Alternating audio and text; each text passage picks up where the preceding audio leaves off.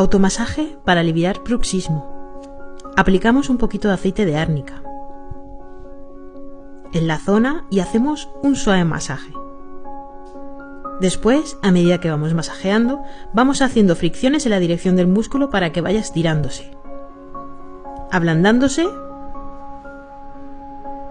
y relajando.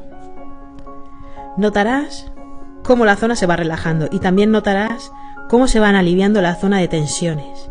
Debido al estrés y preocupaciones tendemos a apretar nuestra mandíbula. Esto da lugar a que sintamos dolor de boca, cabeza y cuello. El masaje es una ayuda a nivel físico, pero siempre recomiendo revisar e investigar cuál es la raíz que hace que aprietes. Espero que te